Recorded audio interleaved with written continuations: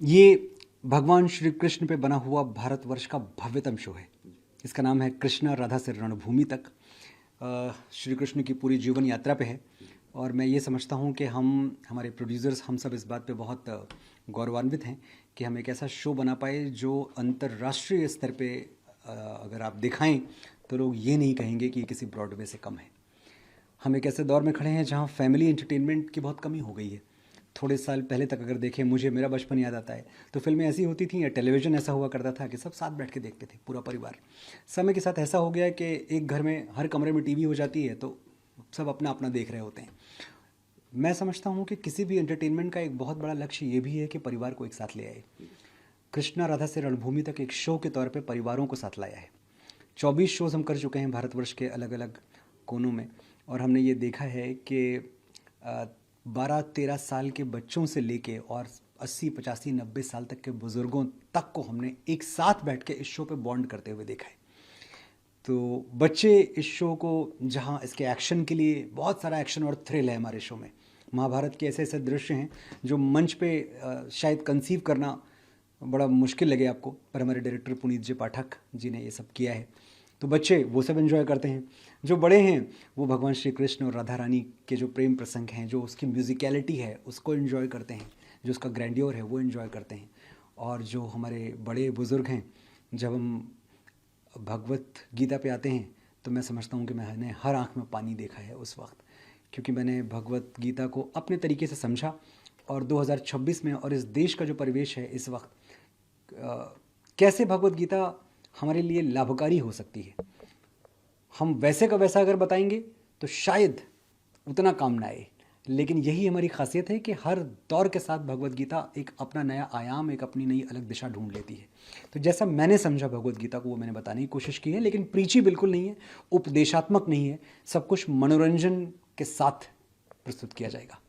Sir, आपने अभी कुछ दिन पहले जेनजी का एक आंदोलन हुआ था, उसमें आपने कुछ और कहा, मीडिया में कुछ और चला, तो मैं एक बार फिर से आपसे जानना चाह रहा हूँ कि क्या कहना चाहेंगे, क्योंकि जेनजी के बाद फिर जेन अल्फा भी आ गए, स्कूली बच्चों को भी सड़क पे उतरना पड़ रहा है या उनको ज़बरदस्ती कोई पुश कर रहा है।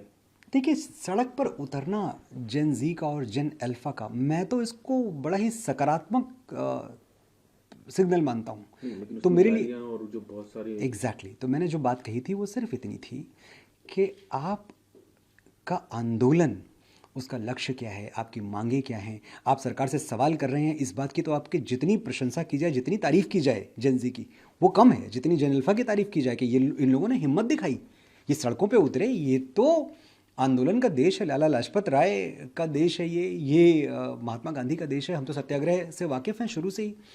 तो जब मुझे ये दिखता है कि इस देश का युवा सड़कों पे उतर रहा है तो मुझे ये बुरा नहीं लगता, मुझे तो बहुत अच्छा लगता है, सच कहूँ तो। और देखिए, अगर अपनी बात सरकारों तक पहुंचाने का एक तरीका है जो हमें संविधान ने इसकी अनुमति दी है कि आप आंदोलन कर सकते हैं, जो अनुमति संविधान ने और संस्कृति ने आपको नहीं दी है वो ये है कि आप असभ्यता करें। तो जो जंतर मंतर पे हुआ और जो झारखंड में हुआ, दोनों में जो बहुत बड़ा एक अंतर देखने को आता है कि वहाँ भाषा की मर्यादा नहीं लांघी गई। वहाँ जी उठा उठा के बस रख दो, ये हटा हटा दो अलग से। तो जंतर मंतर पे भाषा की मर्यादाएं पार हो गई और हमने झारखंड में देखा कि जो बात कही गई, जो मांग रखी गई, वो एक सभ्यता के दायरे में थी, वो तहजीब के दायरे में थी, इसलिए सुनी गई और दूर तक पहुंची।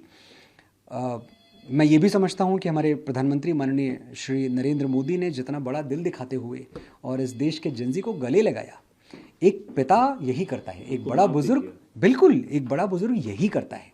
तो ये इतना बड़ा एक एग्जाम्पल सेट हुआ और दुनिया बदल गई उसके बाद। बच्चे हैं ना, तो एक तो ये नया दौर है, नया खून है, तो इनके अंदर क्या हमारे आपके अंदर नहीं थी क्या? हमारे अंदर भी थी, हम भी बात बात पे उत्तेजित हो जाया करते थे। लेकिन इनको समझाना है, इनको गले लगाना है, ये हमारे अपने बच्चे हैं, ये पड़ोसी देश से चल के नहीं आ गए हैं। इनका जो मिशन और मकसद है वो अपने लिए कुछ पाना है, देश को तोड़ना नहीं है, ये हमको समझना है। तो जाहिर सी बात है कि इनकी हर बात सुनी जानी चाहिए।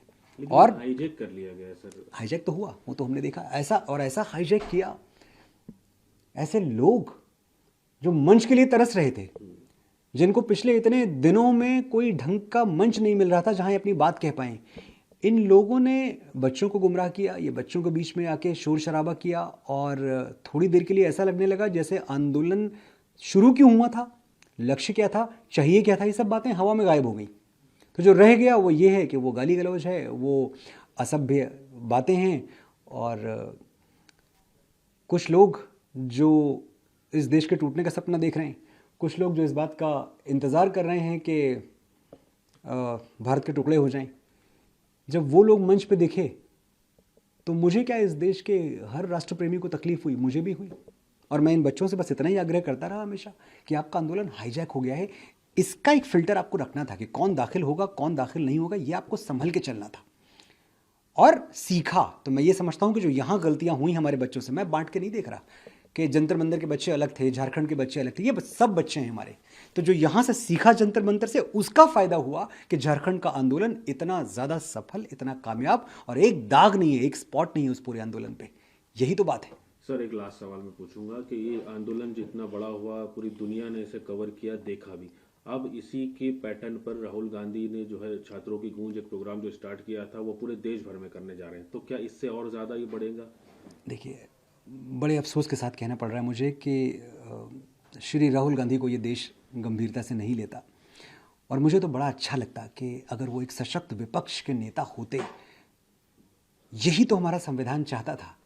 जब एक सत्ता पक्ष और प्रतिपक्ष की अवधारणा थी तो वो क्यों थी? वो इसलिए थी कि जहां सत्ता पक्ष गलत जा रहा हो, जहां भटक रहा हो, जहां सशक्त ना हो, वहां विपक्ष सवाल करे। लेकिन ये इस देश का बहुत बड़ा दुर्भाग्य है कि इस देश के नेता प्रतिपक्ष का नाम श्री राहुल गांधी है। मैं आशा करता हूं कि भविष्य एक ऐसा हो जहां हमें वाकई ढंग के नेता मिले, ढंग के विपक्षी मिले,